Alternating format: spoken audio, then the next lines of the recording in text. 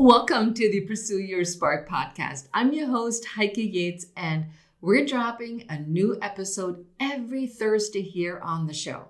If you have not left a review on Apple Podcasts, I would love it if you click the link in the show description and left a review on the Apple Podcast. This will help the show to be found by many more women, helping them with the problem that we're all are dealing with in our 50s and beyond.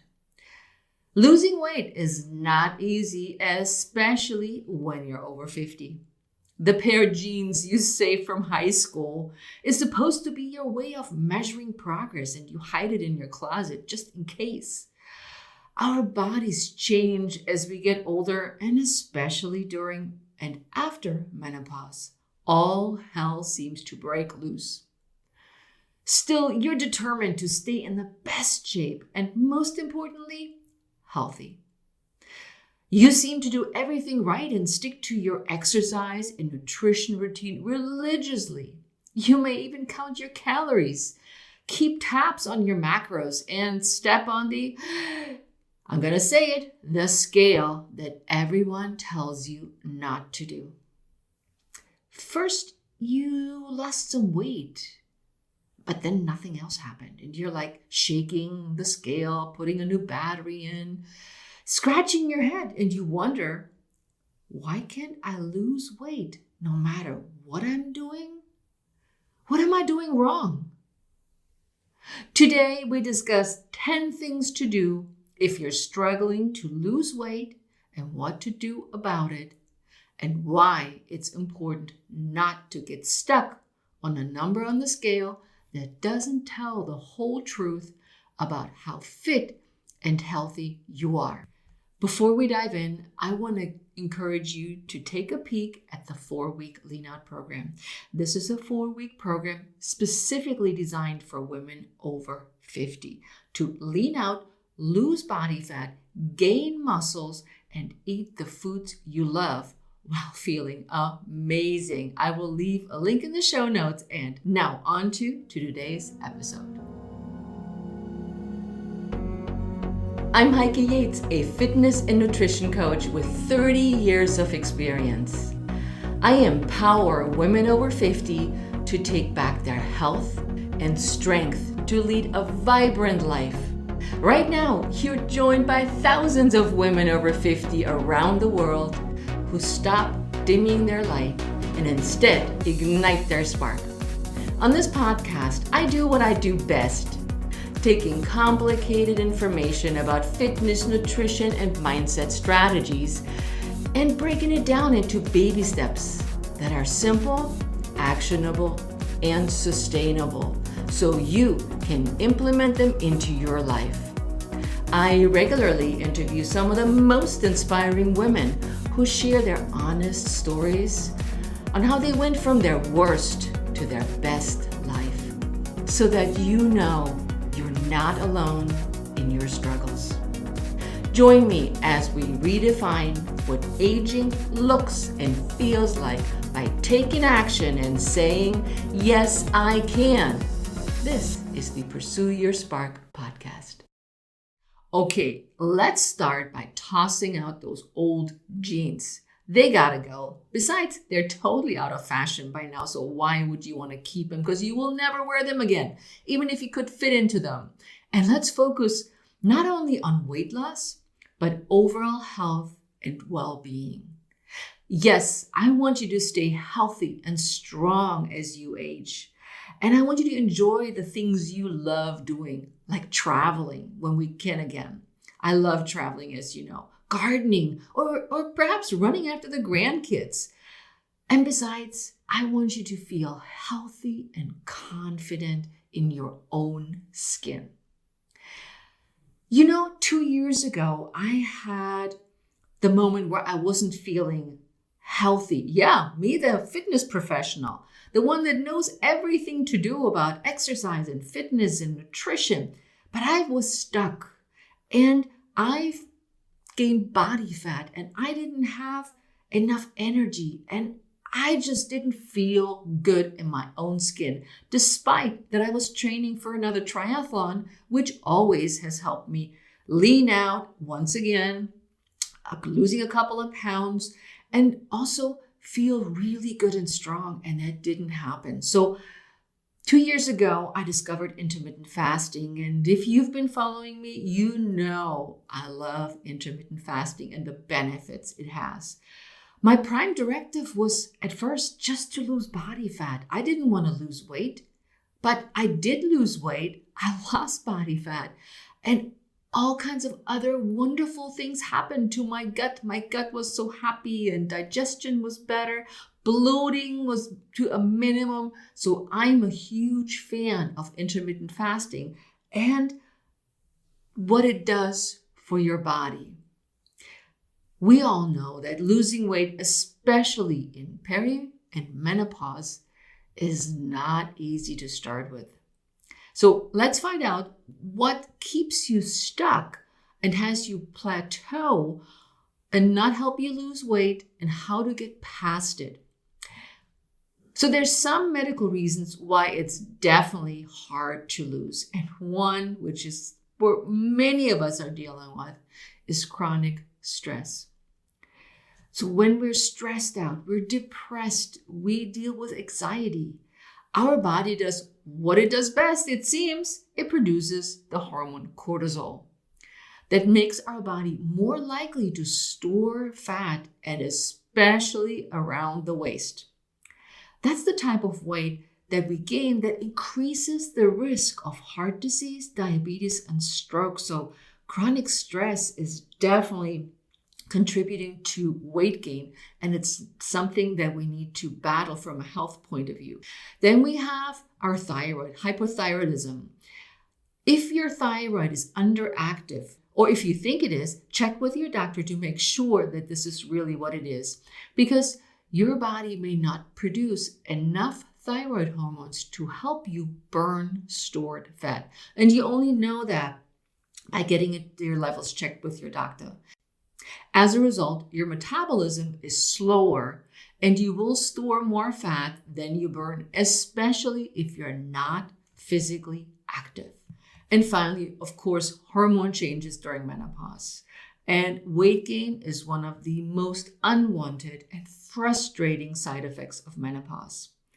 Here's what happens. The ovaries produce progesterone and estrogen, but both hormone levels drop during menopause, which is affecting our body, and we become more sensitive to carbohydrates and our blood sugar levels fluctuate a lot.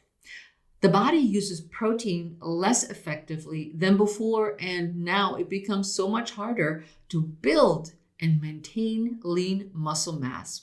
Because of those changes, your body composition changes as well, and we start to gain more weight during that time around the midsection. And the recommended 150 minutes of exercise per week is no longer enough to maintain or even lose the weight that we've gained. So let's dive into the 10 things to do if you're struggling with weight loss. Number 1 is you don't vary your workouts. For years, women thought that the best way to lose weight or get over a weight plateau, was to do more cardio. So I remember the days when I was working at a health club and women spent hours on the elliptical trainers because it was easy on the joints to get leaner and lose weight or stay in shape. But nobody was interested in resistance training. It was all about the cardio. Now, you may not know what resistance training is and what it does. So resistance training is working against a resistance. For instance, weights or resistance bands. Yeah, those colored stretchy bands that you see, or like the Pilates Reformer, the Cadillac, and the Cheer, they all have springs. So you're working with that resistance, and by working with the resistance, you're creating more bone density, but also more lean muscle mass. So that is what resistance training or strength training refers to. So if you're stuck in an exercise routine where you do the same thing every day, you no longer will see results. Yep, you just become stagnant. And as you stay stagnant, number one, you're just not motivated to do the same thing over and over. And your body is also no longer responding to the workouts. So think about that as you just do one thing every day and do the same thing for a month, nothing will change. At the beginning, you'll see changes, but then it stays pretty much the same. So it is important to change up what you do in Pilates, resistance training, cardio, or just on a regular basis. I recommend that you change whatever you chose to do in your exercise program to change it up every 6 weeks. Either you change up the order of the exercises, go from front to back, the intensity by making it harder, meaning that you add more weight, you do more reps, you change it up instead of using the bands, the resistance bands, you use weights. So change it up every 6 weeks so that you can see the results. And maybe when you do cardio, it's the same thing. Instead of walking, you may want to go for a run walk just to shake things up. But overall, strength training is key when it comes to weight loss, losing body fat and overall strength, and to increase a sluggish metabolism. So pick up the weights, pick up the bands, take Pilates, do body weight exercises, but a combination of cardio, which is walking, running, biking, swimming, trampoline, whatever you do to raise your heart rate, and a combination of both between the cardio and the resistance training will help you lose weight quicker and lean out more than cardio alone. And number 2 is setting unrealistic weight loss goals. I know the hardest part is to be patient and stay consistent with anything we do in life, but especially when you want to lose weight. From my experience in working with clients over 30 years, our bodies respond so differently with each person. And when I start working with a new client, I'm often asked, so how much weight can I expect to lose in fill in the blank amount of time? And my answer always is, it depends. And usually people shake their head and they're like, what do you mean it depends? Well, it depends on your lifestyle, your stress levels, your eating habits, your body type, how you sleep, because not one person is alike. And that would work for your friend may not work for you. But to give you a goal or just an idea, a healthy goal to lose weight is about 0.5 pound a week. And that means you're not starving yourself. You're not on a liquid diet, but weight loss varies with each person. So don't say Heike said it's 0.5 pound a week. Everybody's different. So you need somebody to help you really dial in to specifically what you need for your body and for your lifestyle. Because what's happening first, as you make a change, you increase your cardio, you eat better, you start strength training. First, you lose water. And then next, you want to make sure that your body doesn't use your hard-earned muscle mass for energy, but that your body uses body fat instead. And this is where intermittent fasting may help you burn fat as you work out in a fasted state. I leave a link in the show note. It is really amazing. The post is called 5 Amazing Ways Intermittent Fasting Helps You in Midlife. Take a look at this and see if that sparks your imagination. And finally, you start losing weight, and it's gradual because you want to keep your hard-earned muscle, and you want to keep your hard-earned weight loss that you already achieved. Fad diets are popular because they promise quick weight loss, and it seems so easy, but it's never that easy, and it's never sustainable. So I encourage you to stay consistent with your workouts and your nutrition strategies, and over time, you might find that you lose a few pounds, but you will definitely get leaner and stronger. Number 3, you're not eating enough protein. Most women, from my experience, tend to undereat protein. It's much easier to grab a bar when you're hungry instead of thinking, okay, where's my protein coming from? Protein is really important, Heike said, because protein is an essential building block for your bones, muscles, cartilage, and it is critical in fueling your energy. Incorporating more protein into your meals can boost your metabolism, and it regulates the appetite-producing hormone ghrelin. And ghrelin is, I've always find this is cute, ghrelin is like the stomach growler. So that signals that you should maybe eat something soon. And it's simply the most important nutrient for weight loss. Protein keeps you full longer and also reduces the impact of sarcopenia, which is an age-related wasting of our muscles that just happens because we age. Eat protein that is high-quality protein like chicken, fish, eggs, beans, tofu, nuts and seeds, and beans and lentils for our vegetarian, or add whey protein powder to a shake. If you feel that you're on the run, you make yourself a protein shake and you add some whey protein in there. Experts suggest that women over 50 should eat 1 to 1.5 grams of protein per kilogram of body weight. That's 1 kilogram is 2.2 pounds. So if you weigh 140 pounds, you'll need at least 0.60 grams of protein per day. And to make things easy, I always say eat protein with every meal, whether it's plant-based or animal-based. So you can always throw in an egg or grab a handful of nuts and seeds. You can eat fish for dinner. And for our vegans, we can eat lentils that are prepared. We make a little lentil pie, so you grab a piece of that. It's much easier than you think to get protein into your diet than you think. And number 4 is we're eating calorie-dense foods and not enough whole foods. So as we all know and heard, not all foods are created equal. And some are calorie-dense and are low in nutrition, which means pizza, fries, chips, cupcakes, just to name a few. Basically, all processed foods fall under this category. If it comes out of the box and you need to read the ingredients, for the most part, it is a processed food. Eating those quick processed snacks on the run or ordering in because you didn't meal plan ahead of time can totally backfire, especially on the weekends when you feel you want to relax and not worry about staying on top of your diet and your exercise.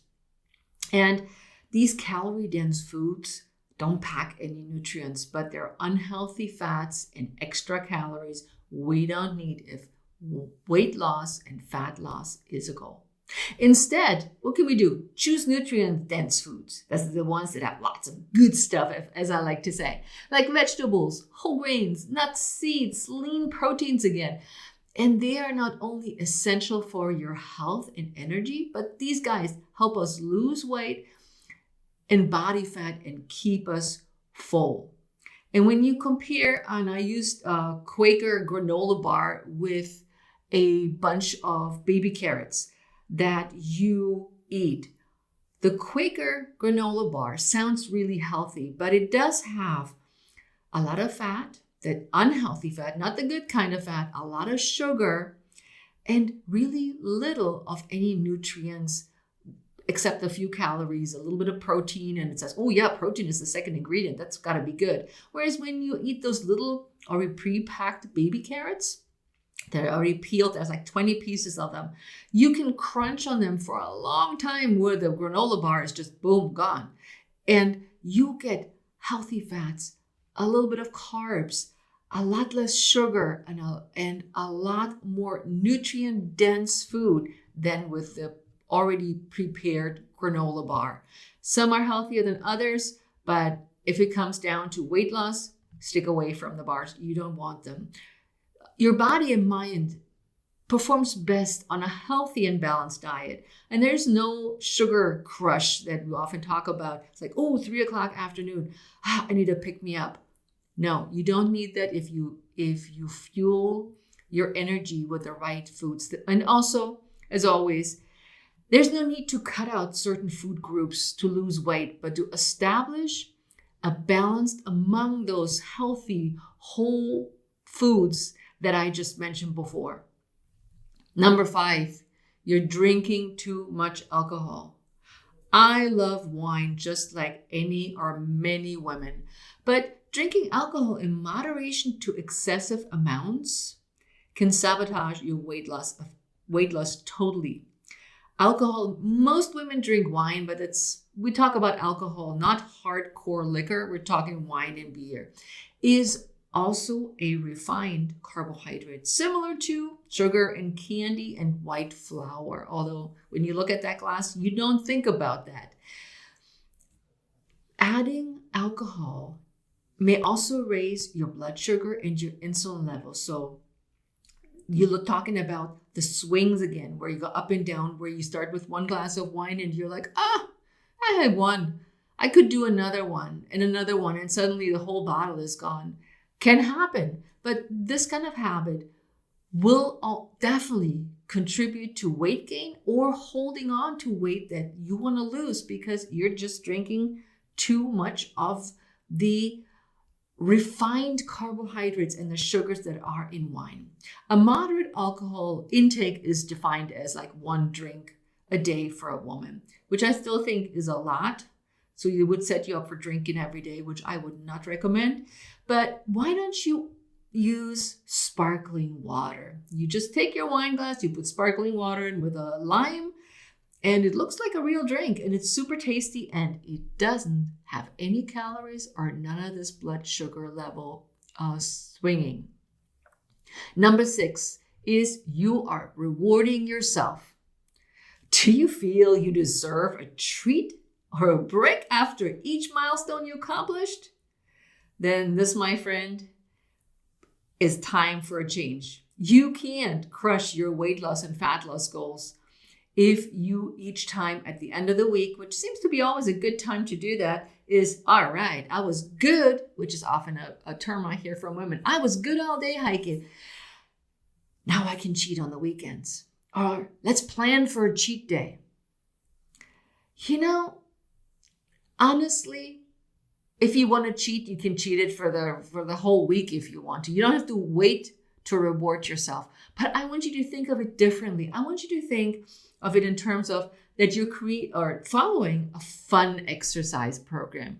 You make meals that you actually love prepare. And if you know a little bit about me, you know I like quick and easy meals. I don't like drawn out and hour long in the kitchen. I like to eat healthy. I like to eat simple, basic nutrients and something that everybody likes. So think about, you don't need to reward yourself for a job well done or feel guilty about that you snacked again. Start with baby steps and take a small action every day so you don't feel overextended or deprived. If you love ice cream, well, get that low-fat ice cream or get the real deal, whatever it is. And instead of eating one after dinner every night, do it every other night. So you don't feel that by Friday night, you're like, yeah, I want this. Or the same goes for the wine. You're like, wow, man, now I deserve that wine because I was so good all week. It is a choice, ladies. It is a choice of what you put into your body. And I want this whole process to be a habit rather than something on your to-do list. Pinky swear? All right. On to number 7. You're not having enough or getting enough sleep. And boy, oh boy, can we all tell stories about not getting enough sleep. We're awake by night sweats, just dreaming bad dreams, not sleeping. And I know you can relate when I say, 3 o'clock it is again. Here I am awake and I have no idea why. And we're staying up for a long time and finally go back to sleep, only to end up sleeping 3, 4, maybe 5 hours. But we need is 7 to 9 hours. And one of the things that affects our cravings too is lack of sleep. And lack of sleep can also affect our performance, not in our everyday life only, that we are like sitting at work in our computers now and just go wish that we could take a nap, which I do every day. So here's my top secret. I take a nap every day when I can for just a half an hour. And lack of sleep is not only affecting your exercise performance, so you're just struggling along. It slows down your metabolism, and it increases your appetite. That's so not fair, right? And this makes you much more likely to have those cravings that when you're not sleeping, it's like, and you're asking yourself, why not grab a snack in the afternoon when I feel my energy's level drop a little bit? It's like going to the coffee machine and grabbing for the 20th cup of coffee. This strategy will end up with those fluctuations in insulin levels again. And it makes you more tired. Remember, you go, the coffee machine that just came to mind, and go to the coffee machine, grab yourself a coffee with cream and sugar because it tastes better, and you drink it down, and an hour later, you're still as sleepy as you've been before. Now, as I mentioned, the hunger will increase, or the cravings, and sleep has also shown in some studies to increase the hormone ghrelin again, the growler in our stomach. This is what stimulates our appetite, and this has you reaching for a snack more often than not. And this will definitely hinder your weight and fat loss progress. So I know it is a tough road ahead, but focus on your sleep hygiene.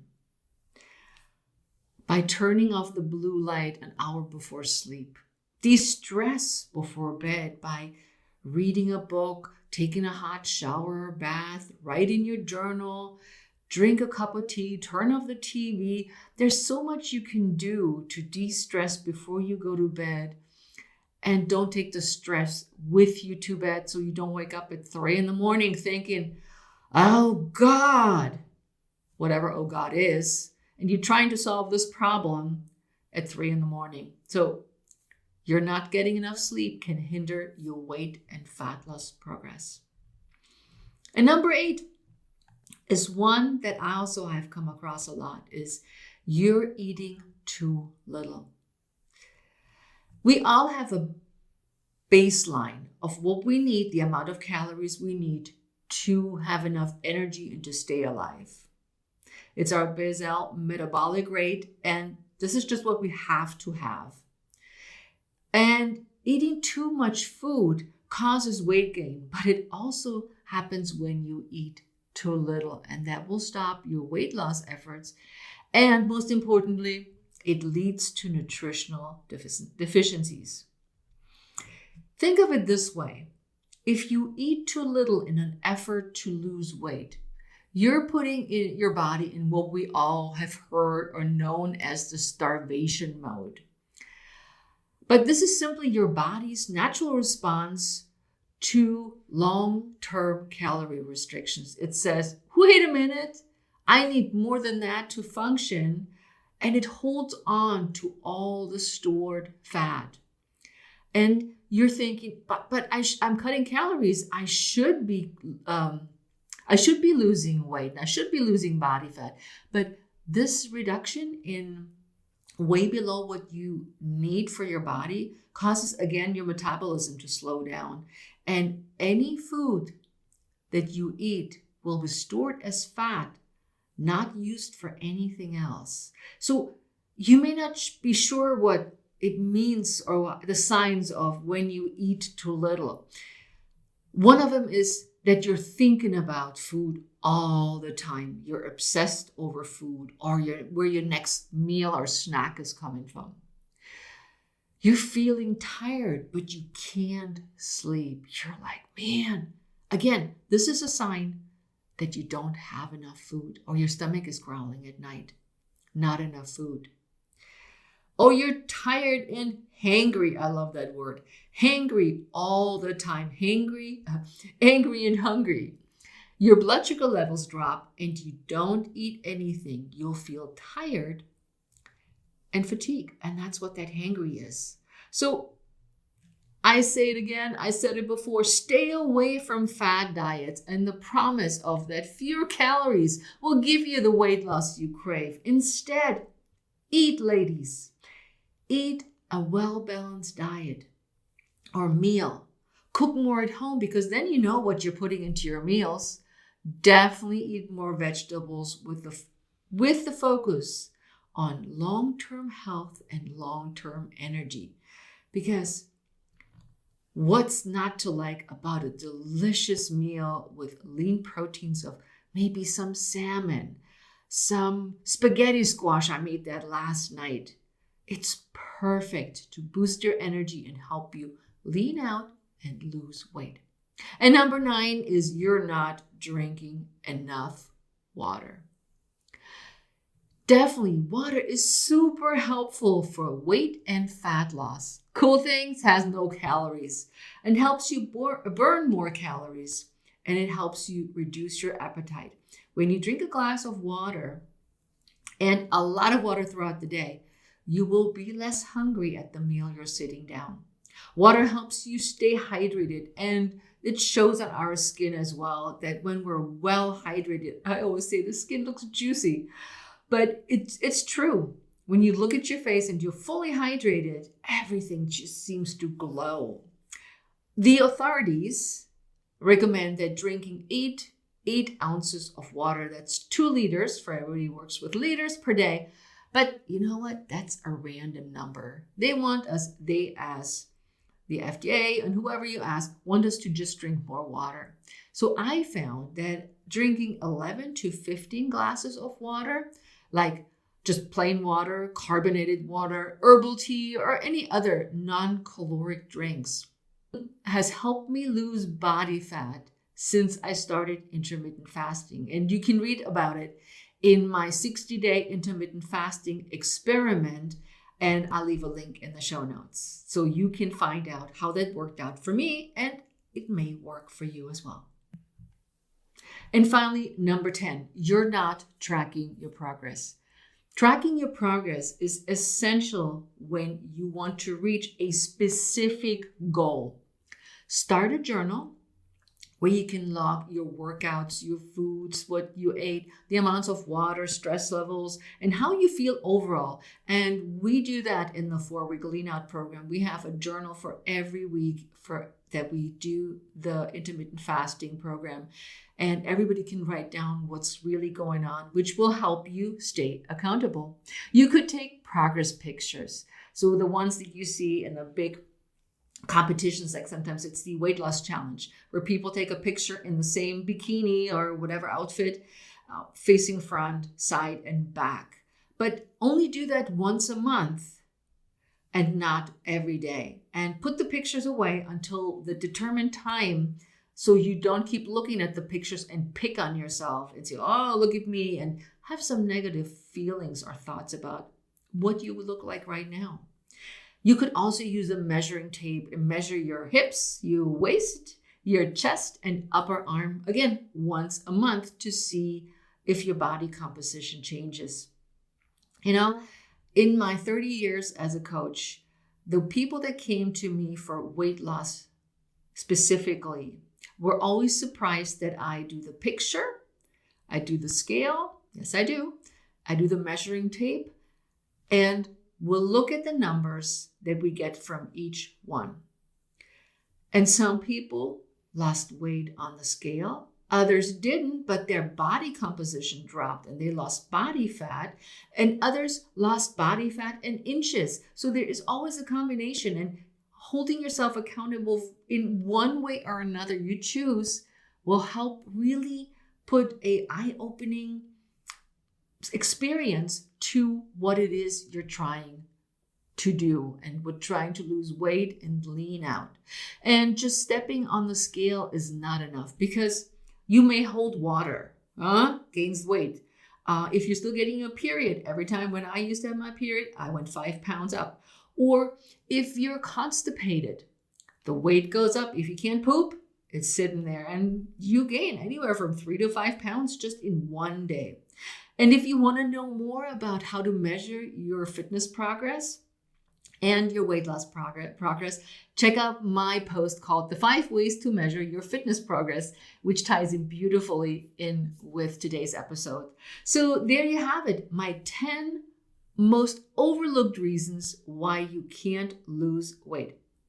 I believe that it is essential that you keep a journal or a tracker to record your meals and exercises, stress, sleep, and other factors mentioned in today's episode, so you know exactly what works and what you need to focus on in particular. You know, too often weight loss goals come from the desire to look like a very small portion of what society and also social media tells us is acceptable. It is time to recognize that we're all different and unique and not supposed to look the same. We know that weight alone is not a reliable indicator of health and fitness. Instead of going on another unsuccessful and frustrating diet or the hunt for the perfect body and weight, opt for eating more vegetables, cook more at home, make exercise a habit, and focus on good sleep, among other wonderful things in our lives. Instead of focusing on the scale, use the methods I mentioned earlier and check in with yourself on how you feel.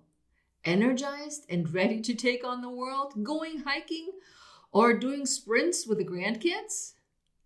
Let's focus on a positive, long-lasting, and health-promoting lifestyle.